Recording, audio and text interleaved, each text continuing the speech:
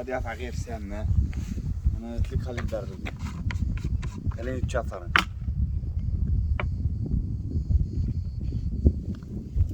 يلا روحي عيشي حياتك، روحي يلا معاك، قلب داعيلي.